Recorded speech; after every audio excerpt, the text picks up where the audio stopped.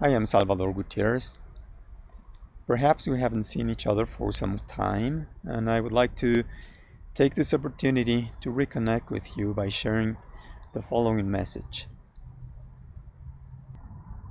The year 2020 is a very special year. In fact, the happenings during this year are unprecedented. I haven't seen such a thing in my lifetime, and I have been here around for a long time. Of course, I am referring to the pandemia, the COVID-19 pandemia, which is growing fast around the world during this time, even in the United States and in many other parts of the world. And it will continue to be a threat to our health for quite some time. It's not going to disappear in 2-3 months or 5 months, not in a year. It will only stop being a very serious threat until more or less 60 to 70% of the population of the world becomes immune to the disease and reaching what is called by the specialist herd immunity. That immunity may stem from vaccination, or it may come by antibodies developed by our bodies as we get infected and survive the disease. But this is even very unclear. At this point in time, we still don't know, and it is a mystery if suffering this disease leaves you with any kind of immunity at all.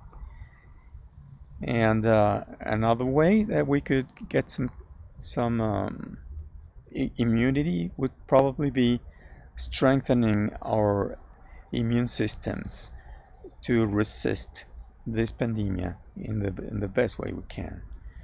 Whatever happens, it will be with us for a long time, and in the meantime we can expect a lot of emergency measures to be taken around us, and we have to be careful and to react in a very special way. And not only do we see our health threatened, but also our welfare is threatened by the global economic recession that followed from the containment policies derived from the pandemia. It turns out that these containment measures started a little bit after the pandemia started, so they follow the development of the disease, and they are very serious. They essentially consisted in stopping the economy, and that will have a dire effect into many branches of economic activity. And it has already affected many enterprises. Many enterprises and many businesses have closed by this time, and you can just see that in the newspapers or in the news, and or probably you have felt that more directly. Many jobs have been lost, and in the process many more will be lost, although some of the jobs have been able to transform, like in my case, my job as a professor, as a teacher. All of the teachers in the world had to adapt to this situation.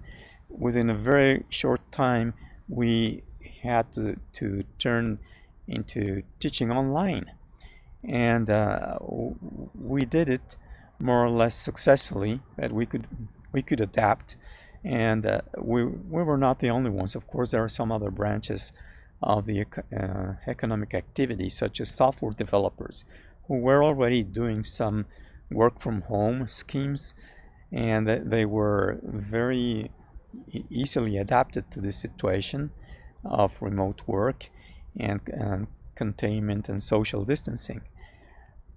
So were also some other activities like selling online and other branches of human activity, but not all of them. And if you had a job, and this is not a job that can be adapted to work from home, then probably that job will not continue for a long time if you haven't already already lost it. And this will bring a dire situation to many people in the United States and all over the world. There are still a number of enterprises that have been able to survive because they are being subsidized, but subsidies will not last forever. And as I told you, this crisis, the economic recession follows the pandemia. So it will not be over until the pandemia is over. And the pandemia doesn't look like it is stopping. And it will only stop until, as I said, the whole population of the planet reaches herd immunity. And that may be farther in the future than we may think. Also, so if we have not felt the consequences, we will certainly, or we will very probably feel them in the future. It doesn't matter if we are privileged, if we were privileged to have a lot of very good education and we had a very good job. This pandemia affects almost all aspects of economic activity. And so we need to know how to proceed in these times. That's what I wanted to talk about. Essentially, well, I don't want to be pessimistic.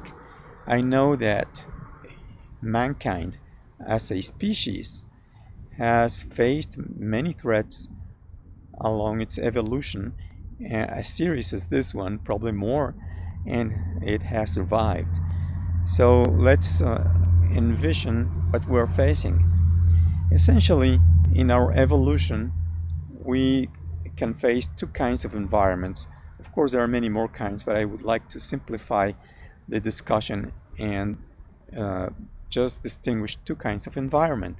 A benign environment, one in which we have good information, reliable information. There are almost no surprises. We know what to do, and we can adapt and respond optimally to the environment. This is pretty much what happened before the pandemia struck. Without much effort, we could afford to act in a way that allowed us to not only satisfy our most immediate needs, but also to enjoy life, to enjoy culture, and to enjoy all those aspects that are beautiful around in our life, like traveling and visiting many beautiful places around the world. Now, the repertoire of human actions or attitudes before those environments can be also simplified into two basic attitudes: a laid-back attitude and a proactive or defensive attitude. A laid-back or unpreoccupied attitude is a good thing to do when we are in a benign environment, because it is not expensive, because it does not require, it's not taking a special care to be vigilant and to get alarmed for dangers, because there are essentially not many dangers, not many surprises coming from the environment, so we can adapt.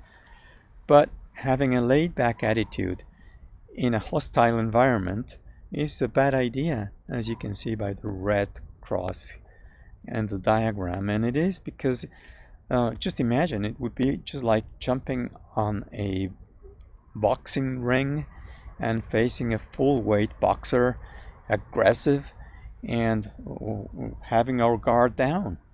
We wouldn't survive for a long time. So having an unpreoccupied or a laid-back attitude in a hostile environment is a very bad idea.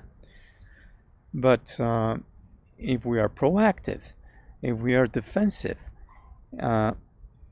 and we are facing a benign environment, that also is not very recommendable, because being alarmed of everything and paying attention to all possible dangers and being in such a defensive attitude is also costly.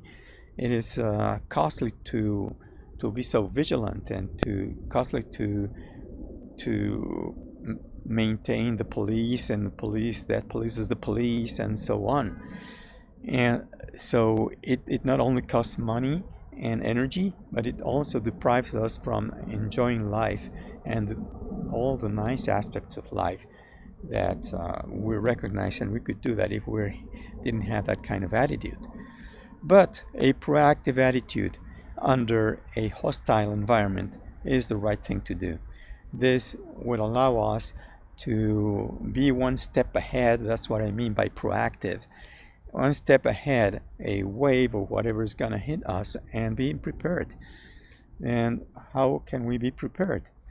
Well, if we have a positive attitude, and we can turn a crisis into an opportunity. Remember this fact that has been told many times. The Chinese written language, the Chinese written symbols for the concept of crisis, it consists of two basic symbols, one meaning danger and the other one meaning opportunity. Of course, a crisis is a danger if we take a laid-back attitude under a hostile environment. But it may become an opportunity if we take a proactive attitude in a hostile environment and we are prepared. So we can turn this crisis around to our benefit. It is really very possible, and we can look around and see that. I would like to invite you to a series of Zoom meetings and conferences that will derive from this video, to join me in finding answers for this problem. I think essentially that the year 2020 and the challenges that we are facing this time are so unprecedented and so serious that we have no hope of responding in the same way by doing the same things that we were used to do before the pandemia struck. Our lives have changed. Our environment has become hostile, and we need to change our attitudes without stopping being positive. We can have a positive attitude, and we can be proactive, and we can take advantage of a crisis. And it wouldn't be the first time that someone does it in this planet. So I would like to share one idea and some ideas, and to discuss them in a forum in which also unity will be important.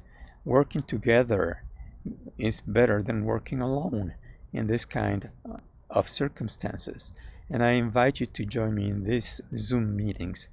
You will find the information to join in these Zoom meetings probably in the same email that arrived with this video, or if not, you are going to receive such an email or notice one way or another. I look forward to see you then.